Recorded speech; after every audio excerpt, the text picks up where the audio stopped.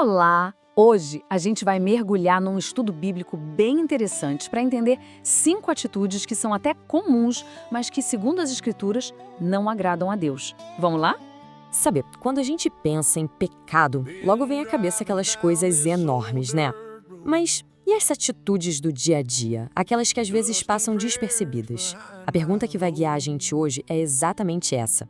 O que, além dos grandes pecados, pode acabar nos afastando da vontade de Deus? E é aí que está o ponto central. O pecado não se resume só a atos terríveis. Atitudes que parecem pequenas, se a gente não prestar atenção, podem sim criar uma distância entre nós e os caminhos de Deus. Então, vamos dar uma olhada em 5 delas. Vamos começar com a primeira? E olha, essa é bem comum, viu? A mentira. A mentira, por menor que seja, tem um poder de destruição enorme. Ela vai minando a confiança, que é a base de tudo, né? E acaba abrindo porta para a injustiça. Na perspectiva bíblica, ela é o oposto da verdade que Jesus representa. E a Bíblia é super direta sobre isso. Dá uma olhada nesse versículo de Provérbios. É um contraste muito claro. De um lado, o ódio de Deus pela mentira, do outro, a alegria que ele sente com quem é verdadeiro.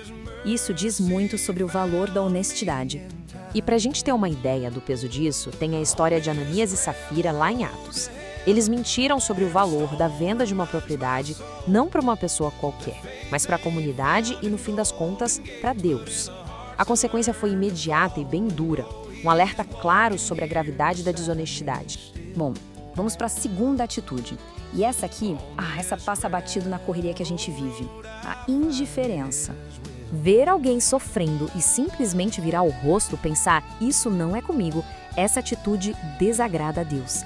Biblicamente, essa falta de compaixão é vista como um sinal de que o amor de Deus não está realmente ali, no coração. Agora, essa passagem de 1 João ela é muito forte. O apóstolo João faz uma pergunta que vai direto ao ponto, né? Quase uma pergunta na lata.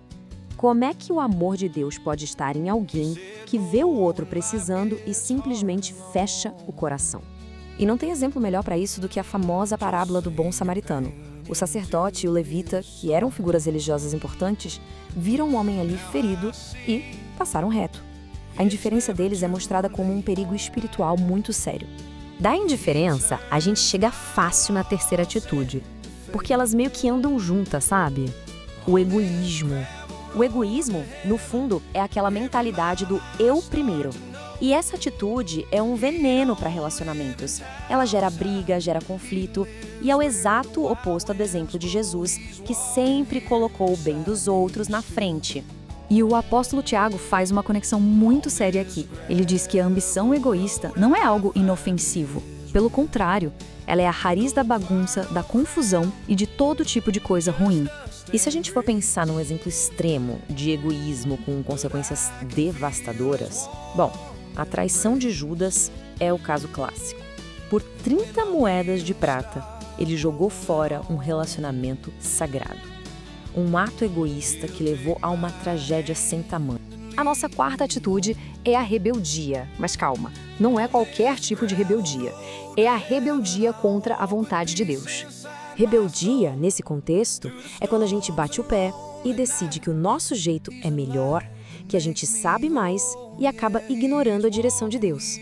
E a comparação que a Bíblia faz é pesadíssima. Ela coloca a rebeldia no mesmo nível do pecado da feitiçaria. Olha só esse versículo de 1 Samuel, é de arrepiar.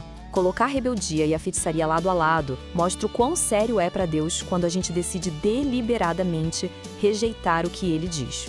O caso do rei Saul é um exemplo perfeito disso. Ele recebeu uma ordem direta de Deus, mas, na sua arrogância, achou que sabia o que era melhor. Fez as coisas do seu jeito, tomou para si uma função que não era dele, que era dos sacerdotes, e esse ato de rebeldia teve uma consequência drástica, a perda do seu reino. E para fechar nossa lista, a quinta atitude, a idolatria. E cuidado, porque ela é bem mais sutil do que a gente costuma pensar.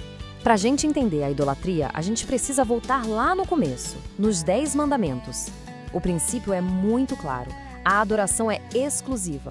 Deus se coloca como o único centro da nossa devoção. E o caso do bezerro de ouro é o grande exemplo disso, né? Enquanto Moisés estava recebendo as leis de Deus, o povo impaciente resolveu criar seu próprio Deus para adorar. Esse desvio da adoração do Criador para a criação trouxe consequências terríveis. Tá, mas e hoje em dia? A idolatria não se resume a estátuas. No nosso mundo, ela aparece de formas mais discretas. Pode ser a obsessão por dinheiro, a busca doentia por fama, a dependência da tecnologia. No fundo, qualquer coisa que tome o lugar de Deus no nosso coração vira um ídolo. Depois de ver tudo isso, a gente se pergunta, tá, mas por que isso importa tanto? A visão bíblica é que Deus não se agrada dessas coisas por um capricho, mas porque elas são destrutivas. Elas machucam a gente e machucam quem está à nossa volta. No final das contas, o que Deus quer é o nosso bem. E isso tudo deixa uma reflexão final para a gente.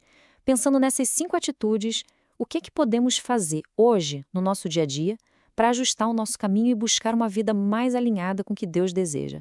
Uma vida com mais propósito, mais plenitude